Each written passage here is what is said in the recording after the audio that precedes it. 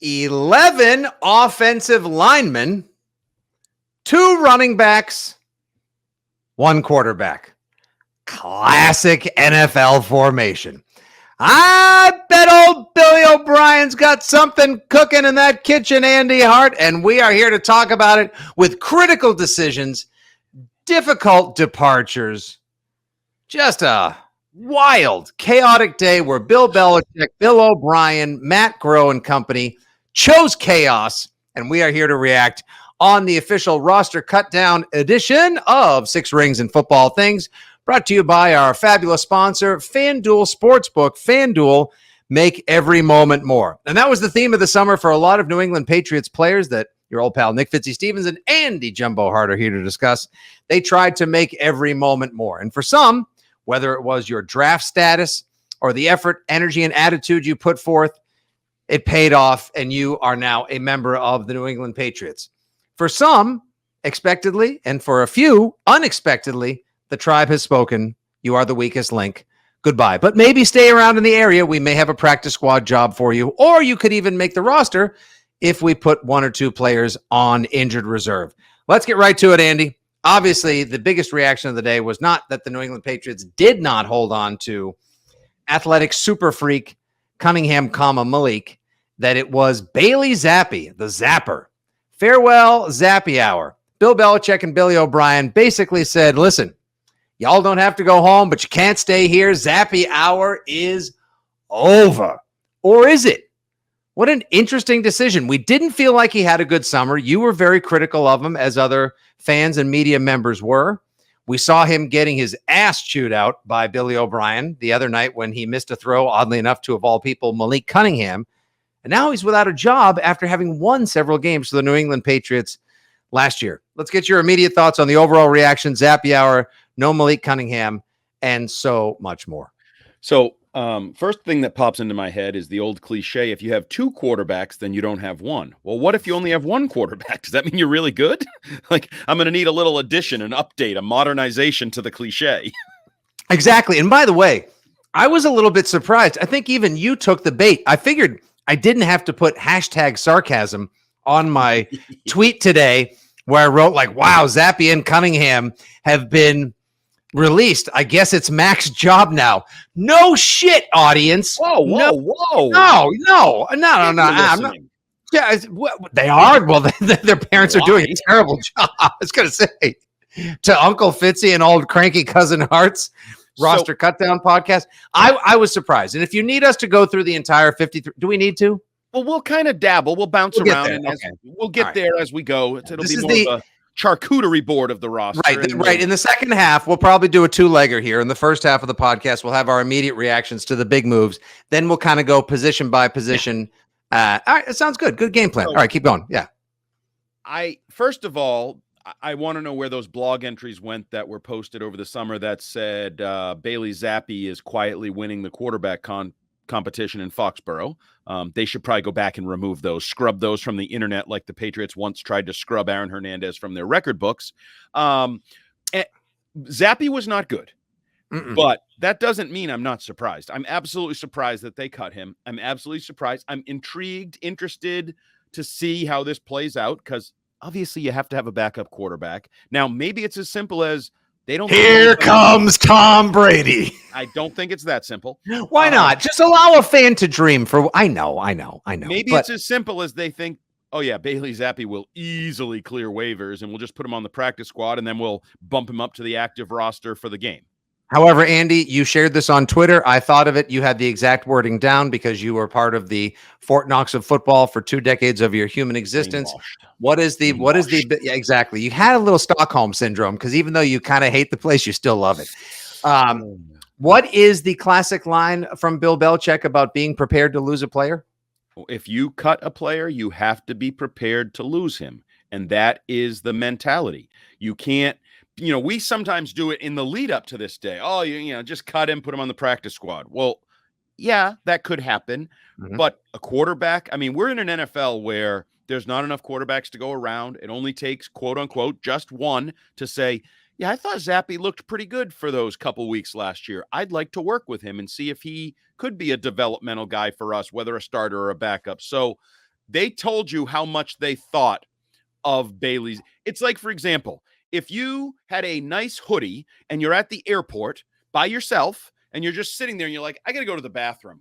I'm just going to leave my hoodie here lying on this seat. I'm sure it'll be here when I get back. Well, someone obviously saw me, person they don't know, take it off. Nobody would steal it in plain sight, right? Even though it clearly says, without labeling it, take me if you want me. Right. So that's Bailey Zappe right now. He is just laying there on a seat at the airport and you're in the bathroom. You're going to come back. I don't know if you have diarrhea. I don't know if you're peeing. I don't know how long you're going to be gone for, but you're coming back from the details are the key. I was going to say, why did this get so explicit? Jeez. Well, you had Mexican and a lot of corn the night before, so you may be gone for a little while. And then when you come back, you're going to find out, is my sweatshirt there? Because if so, I'll put it back on and continue to wear it on the rest of my trip. That'll be nice. If not, well, it's kind of on me. I left my sweatshirt there. So that's the point you're at. First of all, Malik Cunningham, we know. We talked all along, put him on the practice squad, let him develop as whatever he's going to be. Well, he was the only exciting part of the preseason, though, Andy. I mean, that is true. Straight up, the only juice or jolt. What about Ronnie Perkins? Okay, well, yes. Got cut. Who, by the way, was the last cut as well. The final cuts being Ty Montgomery, something Giles, whatever his name is, and Ronnie Perkins, which was threw up. Who vomited. However, actually played his ass off and gave us at least a little bit of a memory. It's about time. He has a 3rd-round pick in his 3rd season. Has done absolutely nothing. Was drafted before Ramondre out of the same school. 3rd season, 3rd preseason game. Nice of you to finally show up where you've been the last 2+ years. Now that's a prime candidate for the practice squad to hopefully develop him a little bit further. He could think so? Claimed. Yes. Just because he flashed in one game? No. 3rd-round pick. Yep. Who missed his first 2 years on IR, basically.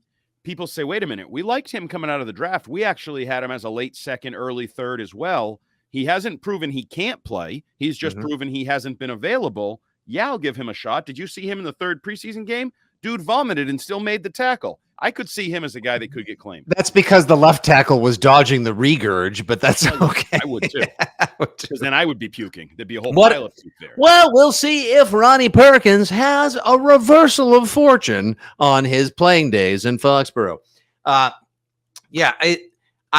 think Malik Cunningham gave us the only real jolt of the preseason with the 4th quarter. The scampers, the nice throw to Trey Nixon that he dropped. I almost wonder if they would have kept him if Trey Nixon held on to the damn ball. No, Trey Nixon, obviously. I know. He did his part. That play had nothing to do with Malik Cunningham. And we do happen to wonder if something, once again, like with all interesting ideas, theories, and agendas, it was floated here first on the 6 Rings and Football Things podcast. Perhaps the New England Patriots didn't play Malik Cunningham very much in the final 2 games, so they could shake the scent of success off of him, hopefully cut him, stash him on the practice squad, have him be the practice squad quarterback to get people game day ready for a lot of running QBs on the Patriots schedule this season, and then see where he is later or perhaps in year 2 of his development. Between the two, I think Bailey Zappe is the one more likely to be taken by another team. Oh, absolutely. Yeah, I'm sorry, you can't win NFL games and be 100% certain the guy is going to make it through waivers. So in a league where there's not enough quarterbacks, somebody might say, yeah, hell, it could be maybe it's the Packers. Maybe the Packers played him. We're like, that guy showed some moxie. He's at Lambeau Field. Like, I don't know. But I do think there is, because again, it only takes one. And we should just, before we go too much further, I just wanted to clarify, because I actually had some tweet questions about this. So the players that are not vested veterans, less than 4 years of experience, guys like Cunningham, Zappe, whoever, most of these players go on the waiver wire. And that begins tonight, and it runs through noon tomorrow. And I never. Oh, so we'll get a flurry. Okay, just to set the audience's expectations. Thank you for that little bit info, that nug. So by noontime tomorrow, if you're a Patriots person, you'll be seeing from the Cadlicks and the Daniels and the Cox and the Callahans, etc., Reese, Gurisian, Hartz, Fitzies. You'll be seeing so-and-so has been claimed by the blank, or so-and-so has cleared waivers, because I'm sure a lot of fans are wondering, like, will Ronnie Perkins come back? Did we get Malik? Where did we lose J.J. Taylor? And the way it works is it's basically the draft order is the order in which teams can claim players. We're still using last year's 1-loss record. So the Patriots are 14th in the waiver wire process. Okay. And The players, each team basically looks at all the players and says, oh, I'd like that guy. You basically, it's like a sealed bid. You basically say, I would claim that guy. When I claim him, here's the name of the person I would remove from my roster, because obviously to add a player to your 53, somebody's going to go. So you'd say, yes, I'll take X. And if I am awarded X, I will give up Y. And obviously, so the Houston Texans, like, it kind of goes straight on down the wire. But yes, till noon tomorrow, once that all plays out, you'll get the flurry of these guys were claimed by various teams. Oh, the Patriots lost this guy, or the Patriots gained this guy. And then once that occurs afternoon tomorrow, then everybody who cleared waivers, who's not on that transaction wire as being claimed, then you can start to sign those guys to your practice squad. That's where you'll get the flurry of Patriots are expected to sign Malik Cunningham, Bailey Zappe, this guy, that guy. Andrew Stuber. Yeah, et cetera. Yeah. All there. Because most teams, the 16-man practice squad, if you pay attention to start the year, most teams, the practice squad ends up being like 14 guys they cut and maybe 2 other guys. Like, it's at least really 8, like high, 13-3, 14-2, at worst 12-4. So bare minimum 75%. Correct.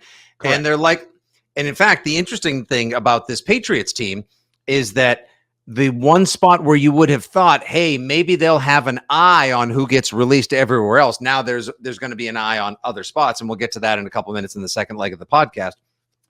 But a spot you would have thought, okay, the Patriots are probably doing some scouting on 31 potential other teams' cut candidates. It would have been an offensive tackle. Except now, in the last couple of days, they make trades, one for Pierre Strong, for Tyrone Wheatley Jr. out of Cleveland, and then Verdarian Lowe out of Minnesota for a 2024 6th-round pick, of which they had 2. They keep their own. Nobody really cares. So now, if they're looking somewhere else, could it be at positions like running back, where they only have 2? Utah, give me 2. Quarterback, where they have just 1. A single quarterback, Stacy. They have 1 quarterback on the roster. Tight ends, they only have 2. So I'd be very curious. Fantasy team. They can't even field a fantasy roster. No, they can't. Quarterback, 2, right? Like it's like right now. They have no backup. They have no depth. If you literally started a fantasy team based on the Patriots, you would have no quarterback during the bye week because you don't have a backup. Yeah, it's nuts. This is nuts. And I do think you're right. I think the proactive moves to trade for Wheatley and Lowe could have been waiver wire claims, but they probably decided, oh, that guy probably won't get to us. Somebody else will claim him potentially. We're going to beat them to the punch. Certainly in the Wheatley Strong one, that's a classic kind of, this is disrespectful, and I don't mean it to be so, but it's the saying, like, it's a trash for trash trade. Like, it's one man's cut for another man's cut. Like, careful though. Sometimes one man's trash is another man's treasure. You got to be careful too. Really. People on the X were not very happy that I called the battle for the right tackle spot the Hobo Rumble. They thought that was disrespectful and embarrassing to people keeping up a job. We're just trying to have a little fun. Have a typo in there. Oh, shit. Honest to God. Is it, by the way, is it me or has the X? It has not been giving it to you lately. It's not nearly as fun as it used to be, but that's a conversation for another day. It's not, right? Okay. Yeah, I just wanted to make sure. So let's talk about that offensive line position for a minute, because 11 is a lot.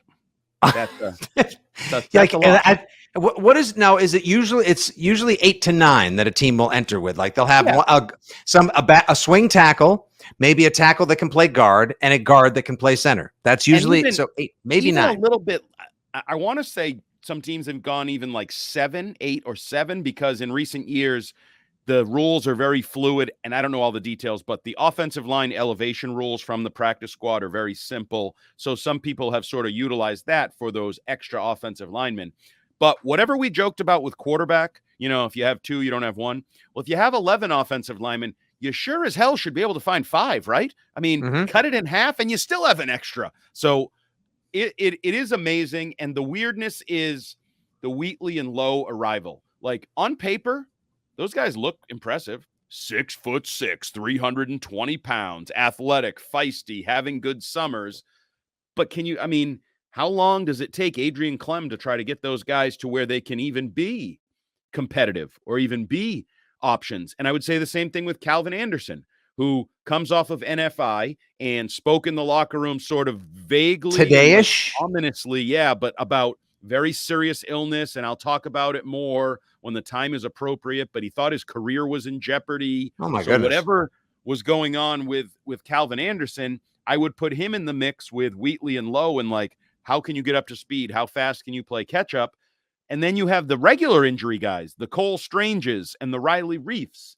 It's like, yeah, I kind of understand why you have to have 11, because 1, 2, 3, 4, at least 5 of them, I don't know if they can possibly be ready for the opener. So that really only leaves you 6. And now you're like, wait, only 6? That means I only have 1 backup and 5 starts. So even though there's numbers there, it's still kind of a mess in terms of who are going to be the starting 5, who's 6, 7, and 8 on opening day against the Eagles. And we like to remind people once again, an Eagles team that led the NFL in sacks by 15 a year ago. They were 15 sacks better than second place. And they replaced one of their best pass rushers, Javon Hargrave, with arguably the best defensive lineman, not only to come out of this draft, but maybe to possibly come out of the draft in the last several years, in Jordan Davis. And this preseason, as many of your New England Patriots did not much to acquit or themselves or impress, he ate people, like literally picked up people and ate them like he was in a Roald Dahl novel. If I were more creative and technically capable,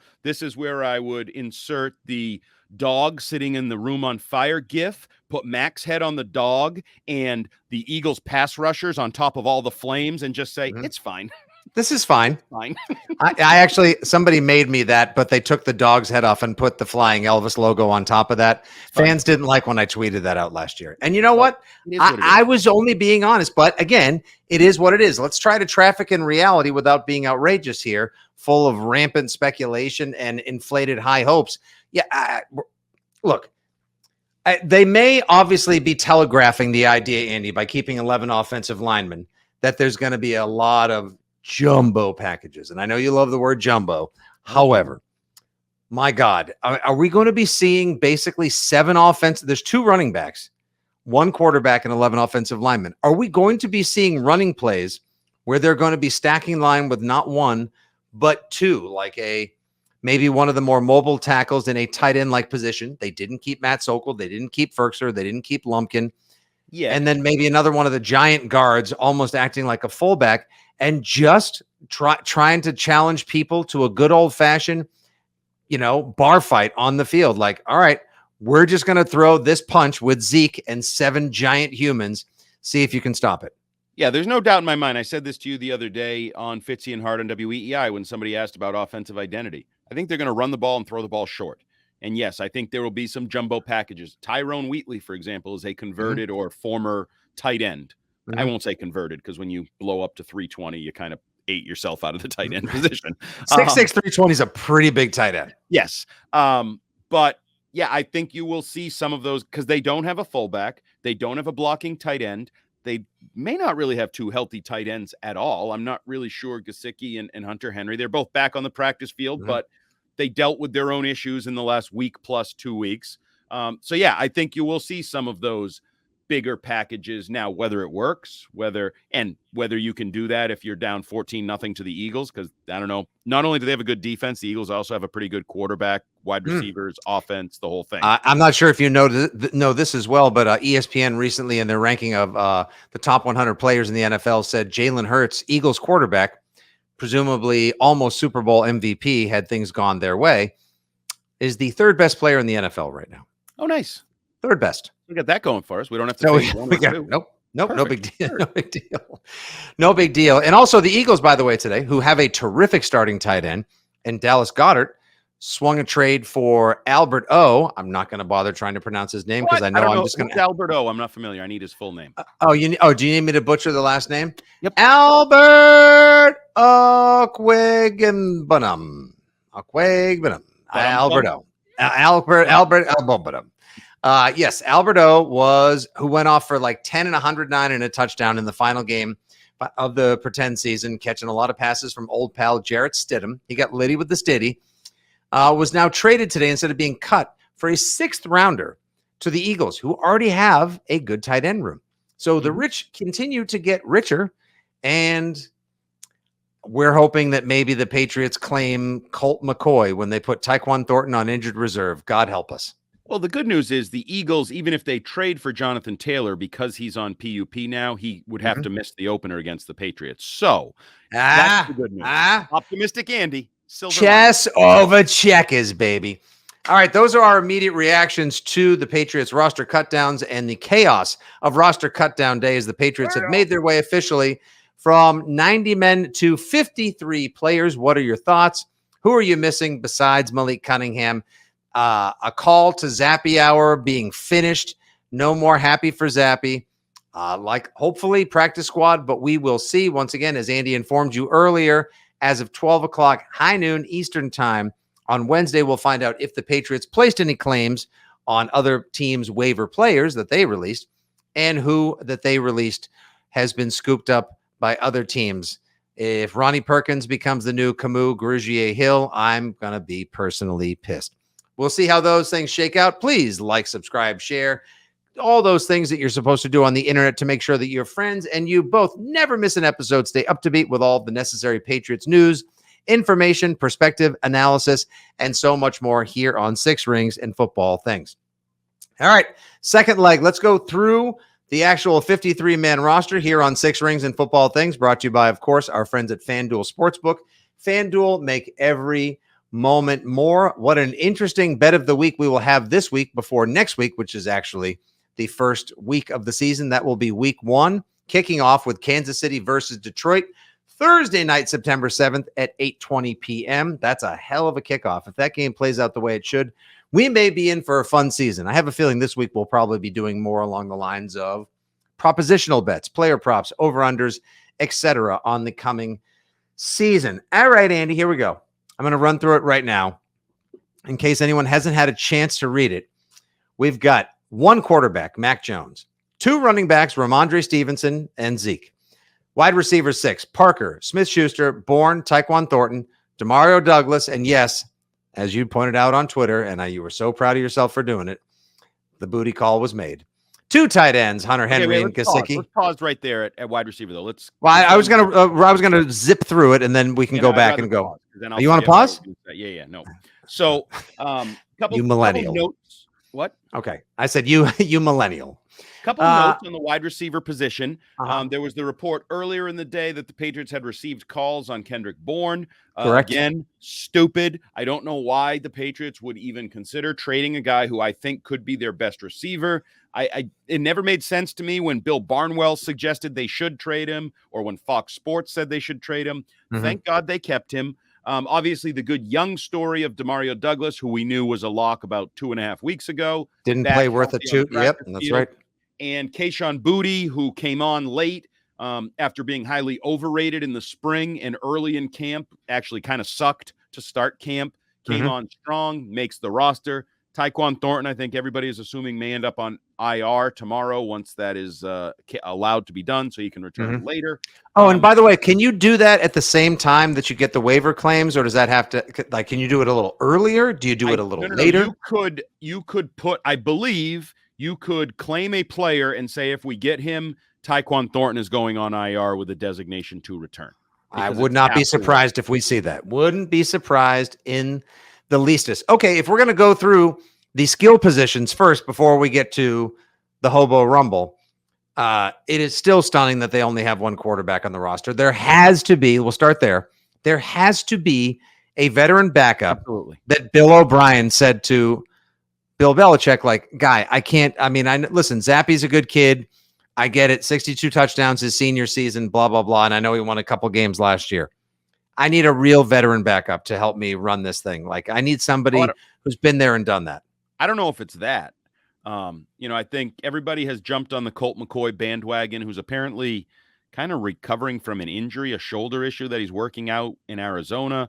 Will Greer, who was a popular Patriot prospect back in the combine days, coming out of West Virginia, I believe, at the time. By the way, he had a hot preseason for the Cowboys. He was good. So he's a guy that could be a simple availability. But yes, there has. I don't believe, even if they get Malik and Zappe on the practice squad, I don't believe that's the plan. I have to think There is some other now, whether it's a true veteran, like, we've lived in the world of Brian Hoyer. That's a true veteran backup journeyman, been around a long time. I don't know if it's that, or if there's just a middling, younger, whoever it may be kind of guy that they have there. But there has to be a quarterback that's coming. There has to be. You can't just go into a season hoping that freaking Mac Jones stays healthy behind this still to be determined offensive line with game day elevations for Malik Cunningham or Bailey Zappe. Like, you just don't. I'm about to turn the half century in a couple of months. I know I don't act it. Don't look it. Thanks so much, guys. But yeah, I'm an old. No, not really.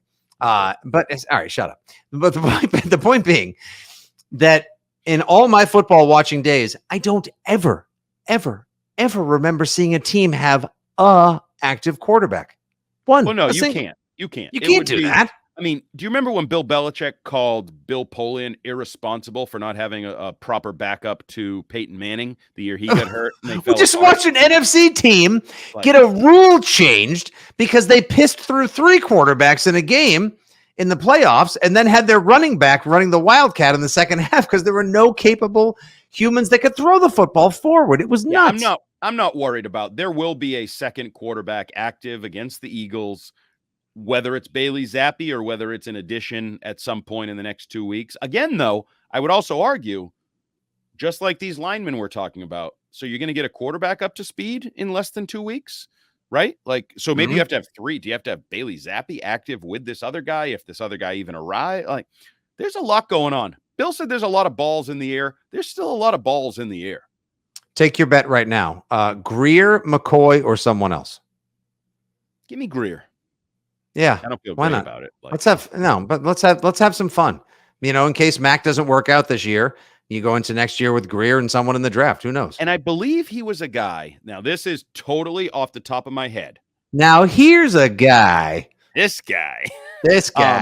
I'm pretty sure he spoke a lot at the Combine, and this is going back, whatever it was, 4 years ago, about studying the Patriots, watching a lot of Patriots offensive tape and things of that nature. So maybe he has a little background in it. Is my memory right? Are you Googling? 3rd round draft pick in 2019 of the Carolina Panthers. And if you Google West Virginia Patriots, I bet you can find stories about him talking about watching Patriots film and studying Patriots plays and things of that nature. I swear that was a story at the Combine that year. Yeah, there's a whole lot of buzz. I mean, yesterday people were even saying Will Greer's the smartest landing spot for Will Greer would be New England. So right. So yeah, everyone's kind of in on that. All right, moving on to running back. Once again, you're listening to WWFT, the What the F Radio Network, with Fitzy and Hart coming at you right now. Where's the? I'm sorry, I was just Kevin Harris will be on the practice squad. Cool. Where's the third down back? Where's the scat back? Where's the third down? Where's the offensive weapon? Where's the hybrid back? Backs on the roster. You got 2 big guys with soft hands. Yes, but who's the other? That's it. 2 running backs. Have you not seen a game where 2 running backs have been dinged up before? We went on the wishbone. You want a whole trio of them in the backfield? You don't think carrying 3 running backs is smart in the modern NFL? Yeah, they'll have one. Kevin Harris on the practice squad. Yeah, you can call him up anytime on the telephone. Wait, why not keep time on guy? Is he not healthy? Is it just that he's continually too dinged up that he hasn't been healthy enough? He's been dinged up all summer in his whole life, and he hasn't been good in 6 years. What are you talking about? I mean, if you are somebody who merits the last time he was good, a compliment from Ivan Fears saying he looks good, that would be my choice for third down back. If he's a nice man, and you can't listen to these people. Mike Reese wrote a whole story that Pierre Strong was the next James White. Poppycock. I told you at the time it was poppycock. No one wanted to listen. When I say these things, Andy's negative, always a pessimist. I'm right a lot. Terps, save that for the promo. Yeah, there you go. There you go. It was 29 minutes in when Andy put out his plume of feathers and said, "I'll have you know that's poppycock, and I'm right more often than not." With an emphasis. I just think it's let me just at least and way too much poppy for my liking. Let me just also say, or at least voice my feeling as both fan and media, whatever, that I'm disappointed that they have not been able to develop another running back. That there is no scat back. A guy who's a top 10 back in in Ramondre Stevenson. You can't have good. it all. And then they signed somebody that a cast off that, who's likely, while his best days are behind him, I'm sure can still gut out another season of quality football and a good short yardage hammer and a third down back and pass pro, blah, blah, blah. All the things I've touted about Zeke. You don't want to change a pace back. You don't want someone smaller or quicker. Yes, you can find him. J.J. Taylor will be available when you need to sign him. All right, man. You're stocking like an emergency cabinet. You have a little like break glass in case of emergency war chest that you're thinking is going to be stocked, but you don't know if other teams are going to have been watching and plucking. Why? You know why? Because I don't think the Patriots roster is great. So I don't think the Patriots 59th player is going to get scooped up all that quickly because other teams have better players. So your 59th player will probably be available for a while. He'll be, when you put something out on the street after a yard sale and you hope people take it, it's happens all the time. Happens all the time. It's junk. Wow. So basically the Patriots are participating for locals in the know in Alston Christmas. Just a lot of junk on the street. And every once in a while you get a nice, whatever. You get like a nice little something from IKEA that's still good. You might have to tighten a few things with an Allen wrench. And, you can put clothes in it or you can put a reasonably sized flat screen on it for like a semester. It's not bad. Yeah. There you go. All right. We have the Alston Christmas roster. That's great. All right. Moving on. We went through the wide receivers, 2 tight ends. I think we sort of addressed that in the first leg of the podcast. Yep. No young pass catchers, no youth, no speed. We've just got an athletic freak and an old steady Henry who hopefully is healthier than he was a couple weeks ago when he got dinged up in practice. And we believe that the offensive line will be contributing in large part, doing most of the blocking, since neither Henry or Gesicki will remind you of Gronk throwing people out of the club anytime soon. All right, we're moving on to the offensive line. 11. That's right. This one goes to 11. We have Trent Brown, Cole Strange, David Andrews, Michael Wenu, Riley Reif, Tyrone Wheatley Jr., Vidarian Lowe, City So, Antonio Mafi, Jake Andrews, and the recently reactivated off the NFI. So happy he tweeted out a meme of Mace Windu brandishing a purple lightsaber today. Calvin Anderson. Can I tell you the first person that I'm stunned is actually on this list? Who? Riley Reif. Really? And they only kept him because they paid him a lot of money and they didn't want to eat that. I'm maybe positional versatility. Maybe they think they can still, if they get him healthy, get some decent play out of him. He did nothing to shine. Nope. No, it did not look great in the preseason at all. Jag at this point. Guy, if the Bengals and the Bears and other teams after 1-year deals have been like, no, we're all set. We're good. I just don't understand. And Belichick's, all right, let's go through this real quick. Ooh, you're Bill Belichick's answer. No, I want to get your spin on this too.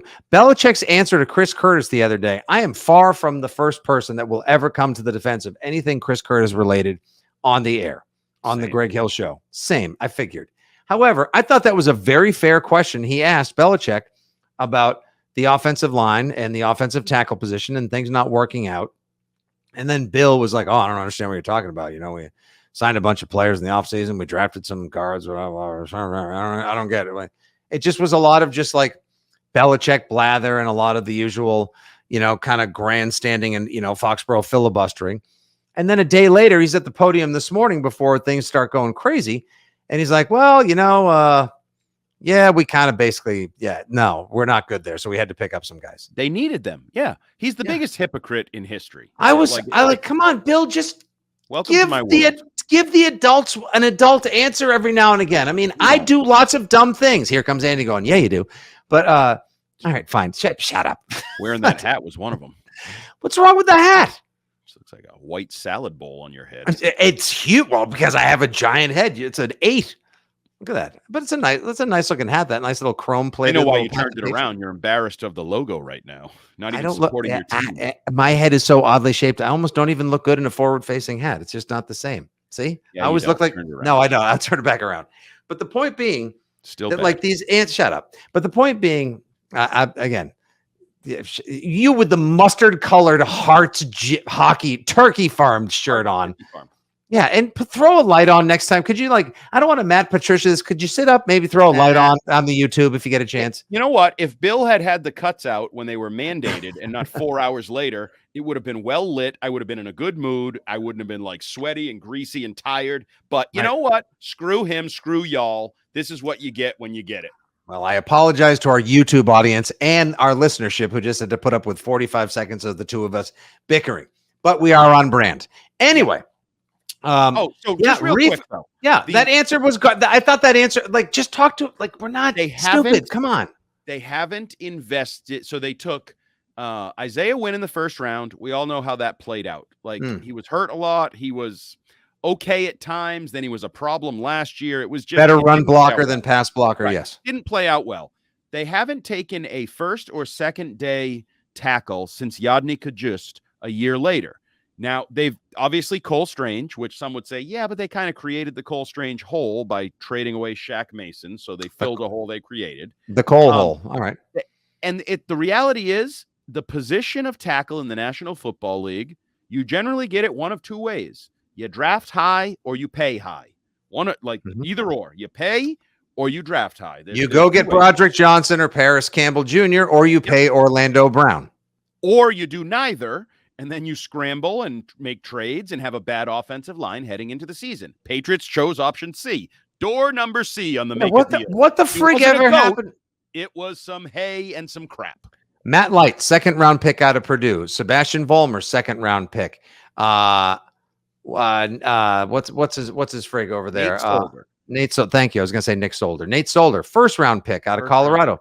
I don't what happened. Just because you get burned one time by taking somebody who probably should have been playing guard because he had shorter arms and smaller hands and putting him out at tackle doesn't mean that you can't dip back in the well. It's the same thing with N'Keal Harry, who, by the way, was cut by two teams that the Patriots lost to last year, Minnesota and the Bears, this past offseason. That 2019 draft won't just go down in history as one of the worst Patriots drafts of all time. It may be studied. They may have to build a sad reflecting pool with an eternal flame and a keeper of the flame to inform people it's the Jedi Temple of terrible drafts as to how bad the 2019 draft was. You know what's getting worse by the day? Last year's draft? The one that you dubbed awesome and great and foundational and tremendous, and they're all playing. I'm not sure if awesome, great, maybe foundational could have been. All 10 players contributed in the win last year to Cleveland. What the dink has happened to them since? Most of them have been asked to leave the team. And others may. Oh, the bloom is coming off the grow. I don't like it. Oh, yeah. Growing pains.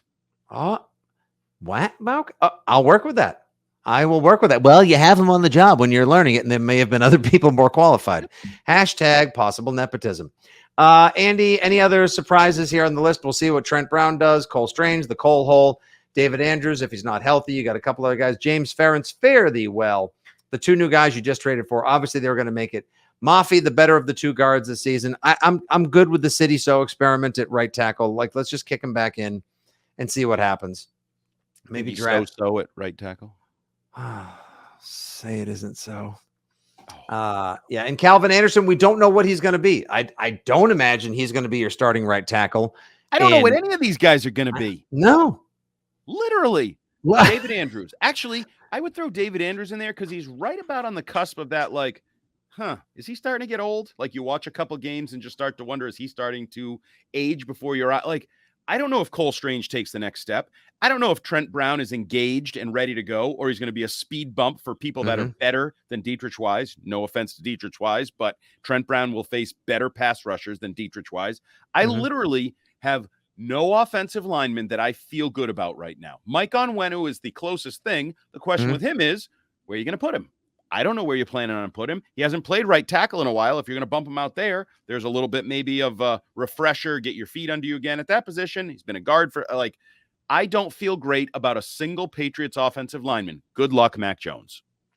And once again, gentle reminder, the best pass rush in the last 5 to 10 years in the NFL is coming to town with potentially a new, faster, stronger guy to replace the guy last year that was awesome and got paid $100 million by the San Francisco 49ers. All right, now let's move to the other side of the ball. Let's flip the script from the O to the D.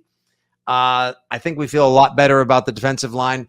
I thought Lawrence Guy could have been in jeopardy as we look at the defensive lineman. Hater.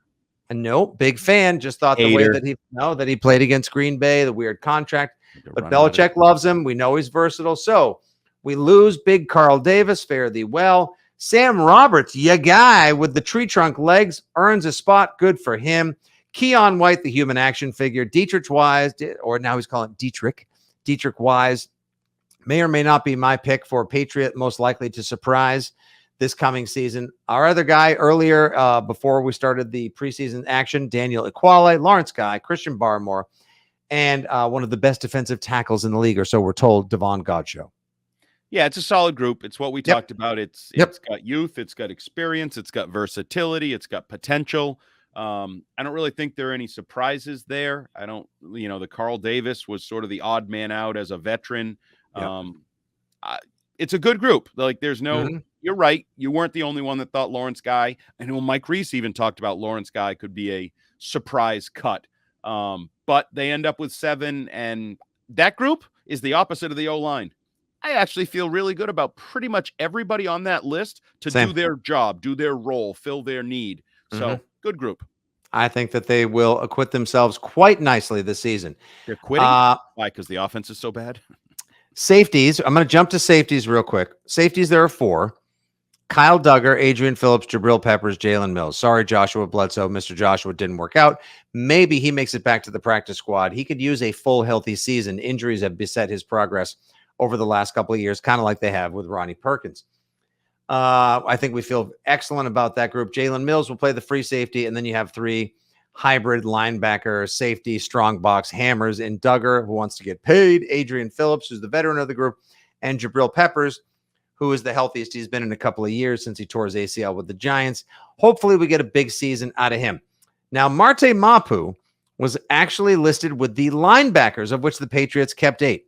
The edge defender, I know that more qualifies as linebacker than its own category. Matt Judon and Freddie Jennings might actually have a decent season coming up. We'll see about that. Uche, Juwan Bentley, Andy's favorite, Jelani Tavai, Marte Mapu, Chris Board, special teamer extraordinaire, and Mac Wilson Sr. Mac Wilson Sr. kept as a coverage linebacker, special teamer. What do you say? Jack of all trades, master of none. A lot of people thought he might be on the outside looking in. He had a really tough game in Green Bay, played a lot, did not play well. But I actually thought at times on the practice field, he showed some athletic versatility in this whole modern positionless football defense. When you want to put a bunch of guys that can move around on the field in a pinch, I think you can get him out there. Now, he comes at the cost, but one of the guys we've talked about is Calvin Munson. I think Calvin Munson deserved to be on the roster, and there's reports he was cut, but likely to come back in sort of the maneuverings of the day after.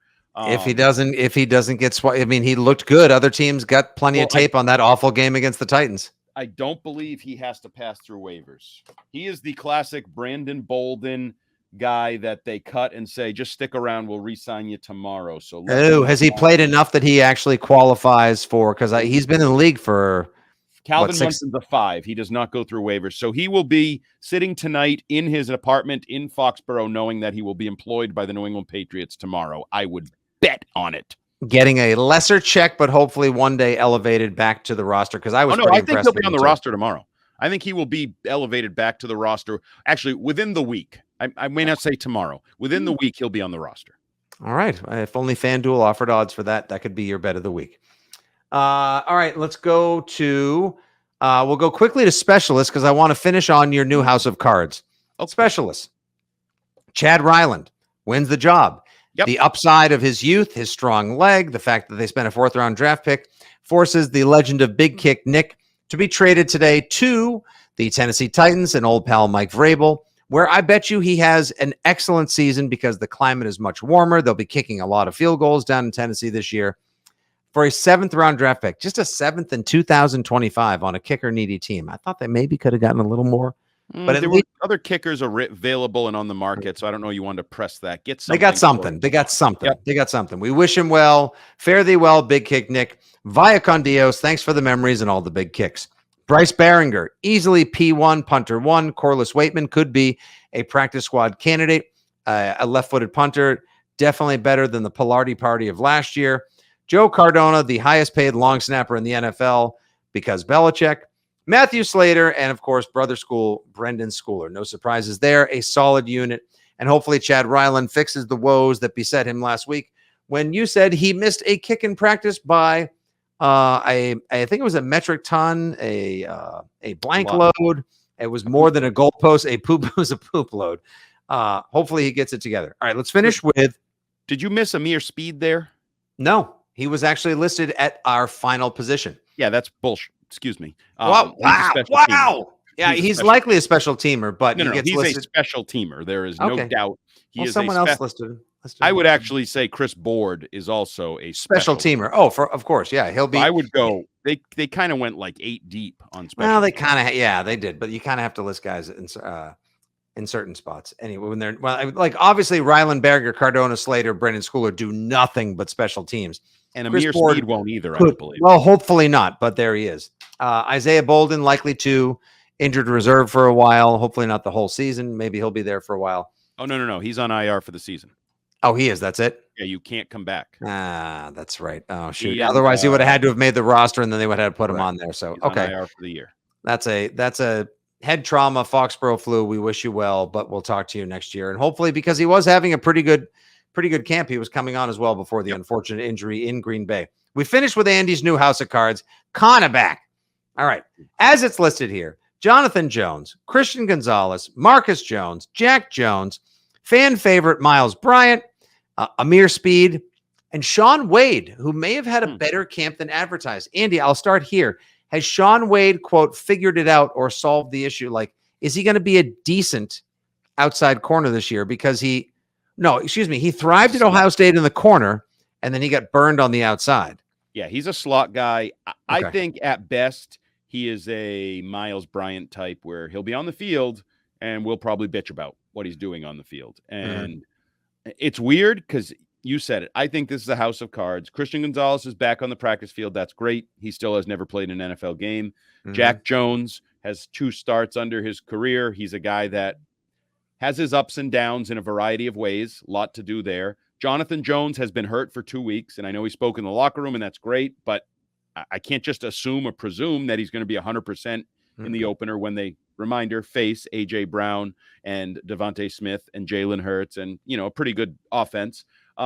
It's weird. Marcus Jones, you know what I think? I think he's not a great slot corner.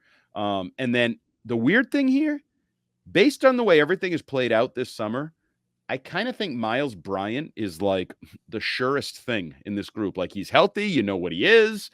He's not good, but he's not bad. Like I said it. Miles Bryant might be the surest thing they have right now. I was just checking my headphones. Did I hear you say what I thought you said? Yeah. And that's why sure as poo, this is a house of cards because wow. Like I'm not. This really is going to be an Alston Christmas. Holy smokes. Oh, I would be on the lookout for a veteran corner.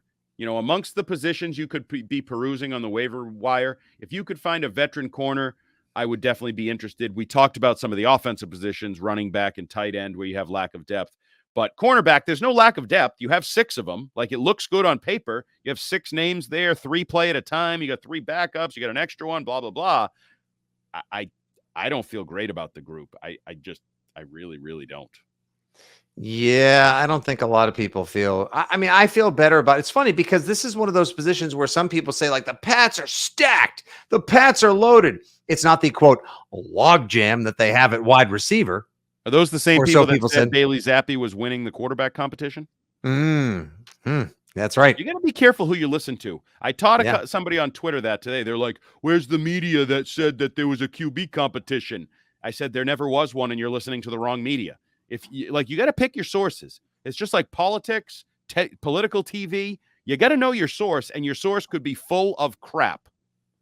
Yeah, I'm looking right now at available players. I mean, the cornerbacks, old man Casey Hayward, who would have liked to have seen them sign a couple of years we've ago. Been talking about him for years. I know Bryce Callahan, Byron Jones, like Callahan nothing. Brake pads. Yeah, exactly. Good old Tommy boy. Harrison Hand, never even heard of him. John, there's Hand. It's not a great corner market for the looking for a hand. Yeah, nope. No, you already upset enough people, or at least so I imagine, with your airport diarrhea earlier in the first part of the podcast. No reason to go back there. So there you go, folks. There is your 53-man Patriots roster as of roster cutdown day, Tuesday, August 29th, 2023. Like we said, there will likely be some elevations from the practice squad, a lot of signings. You might have one or two players placed on injured reserve, most especially Tyquan Thornton, freeing up space for either a veteran quarterback, maybe another running back, could be a cornerback.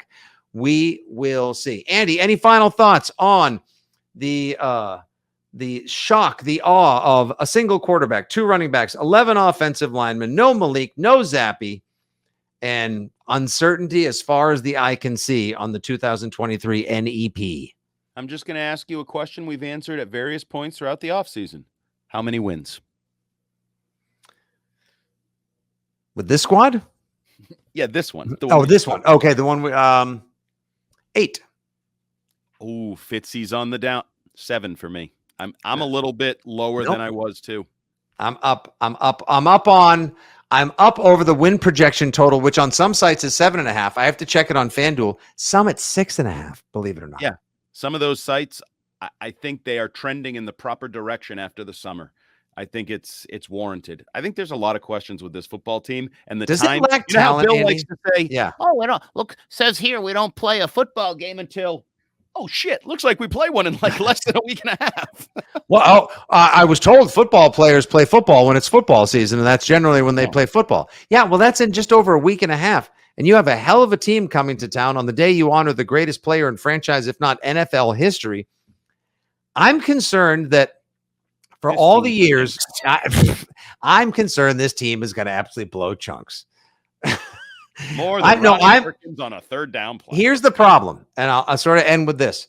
Belichick doing business as Belichick does business, building a strong middle class and hoping to acquire solid football guys who do things the way he likes them done across the board with a utilitarian middle gridiron class may be a great idea. But when you don't have legendary talent, amazing signal callers, people that can bail you out of the heaping loads of crap you dug yourself into, like your Edelmans, or your McGinnis, or your Gronkowskis, or your Brewskis, or your Laws, or especially your Bradys, and with a coaching staff that may just not be as good as the heyday of when you had your Romeos and your Weisses and your Joshes and your Flores.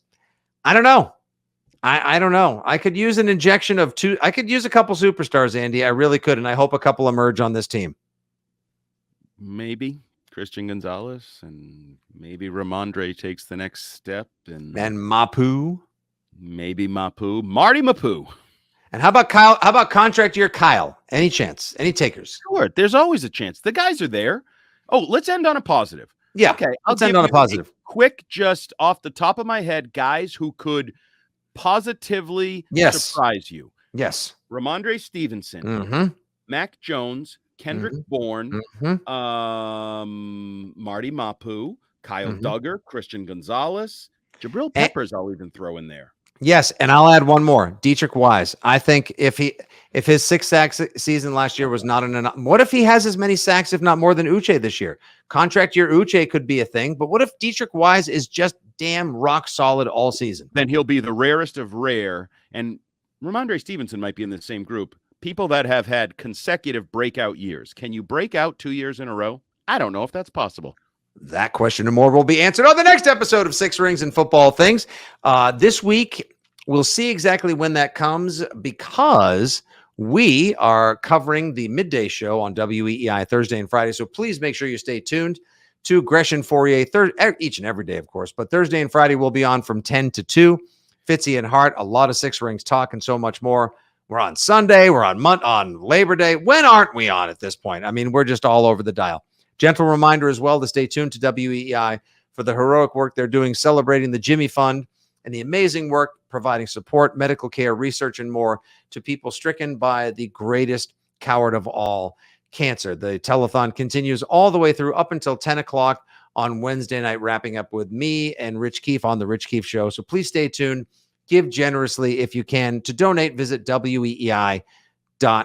All right, Andy, great job. Thanks, producer Justin Turpin, for everything. There it is. Roster Cutdown Day 2023. These are your 53 Patriots heading into the season for now We will keep you up to date on the socials and so much more at weei.com and beyond as roster moves continue to be made, practice squad players, injury reserve, who'd they sign, who'd they lose, and so much more.